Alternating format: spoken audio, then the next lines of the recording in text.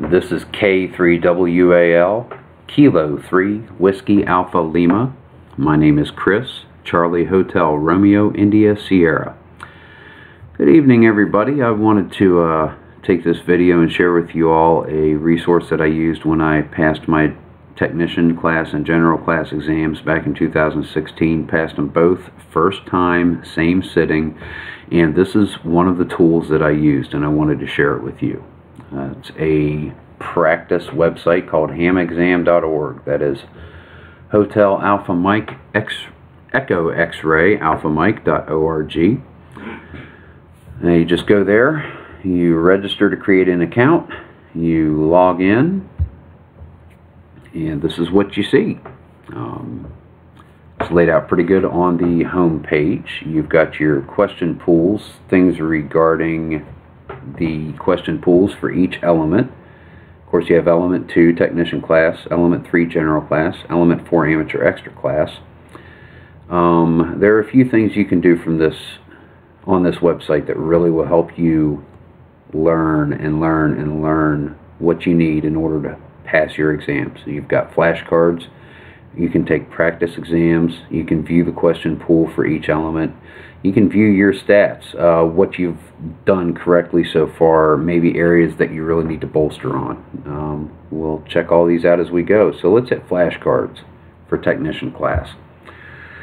Flashcards, you get a question that is on the exam and the 4 multiple choice answers that will be on the exam. Which part of the atmosphere enables propagation of radio signals around the world? That would be the ionosphere. And when you get it right, there is a green check mark next to it.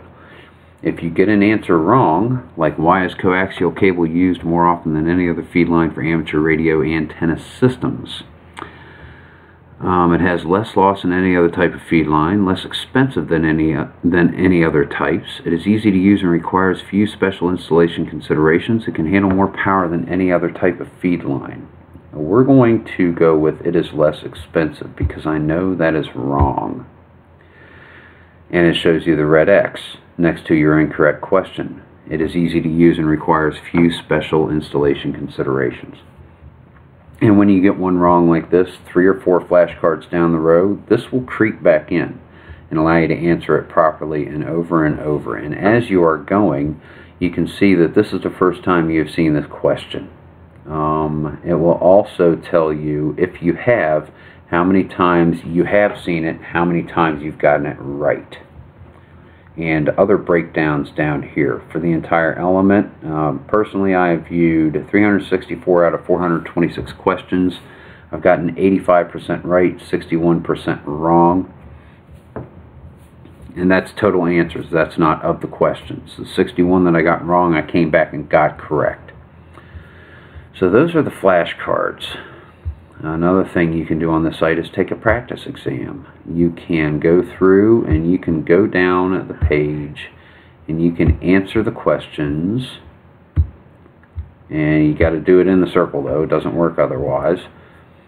And as you answer the questions, you get down to the bottom. It tells you if you skipped any questions. Then grade exam. And it will tell you you got 1 correct answer, you skipped 30 questions, you need to get 26 of 35 or 74% to pass the exam. And it will tell you what your score was, 3%. And give you the option to take another practice exam right off the get-go. It will also review your questions. It will tell you if you got one wrong, it will tell you if you got it right. It will also give you the correct answers, just like with the flashcards. Something else you can do, you can view the entire question pool for the element. Element 2 technician. It breaks it down by sub-element T1. Then you've got the groups. T1A, which is amateur radio service, basis and purpose of FCC rules, meanings and basic terms used in FCC rules, and so on.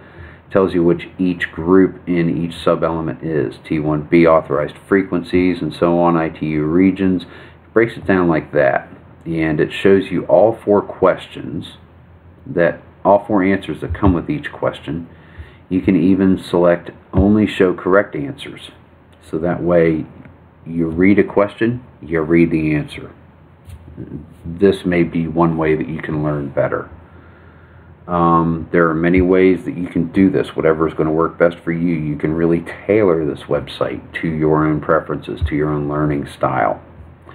You can also view your stats, so that way you can check your progress. Technician class, it shows you the sub-elements and basically what they cover.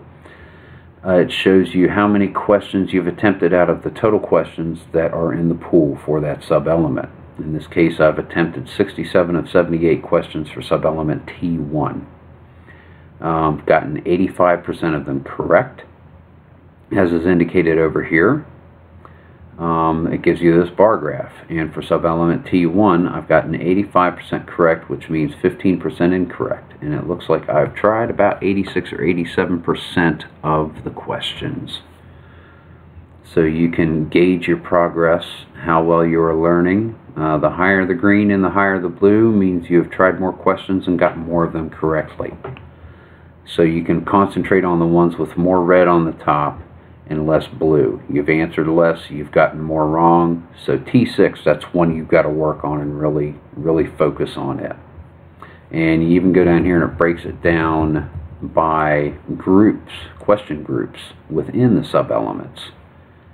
And you can check this out here. This is a fantastic website. I really wanted to share this with you. hamexam.org. You're going to be really nervous when you go for your test.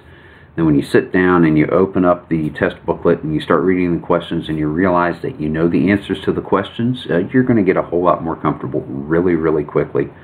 The examiners, they're there to help you. They're not there to hinder you. They don't give you the answers, but they're supportive because, like me, we all want more amateur radios operators amongst our ranks. We want our numbers to swell. We want more people to talk to. And we're there to help. I'm here to help.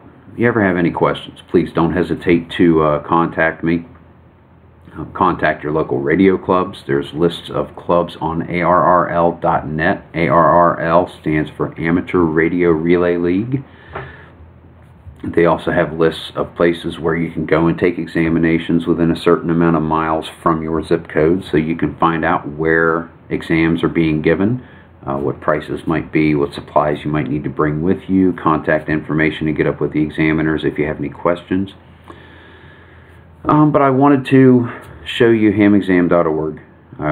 If you choose to use it, there are many other websites out there that do the same job. This is just the one I used and it worked really well. And whatever tools you use in order to pass your exams, I hope you do, and I really hope to see you on the air some point. So again, this is K3WAL. 7-3s to everybody. Hope to see you down the log and have a good evening. K3WAL clear.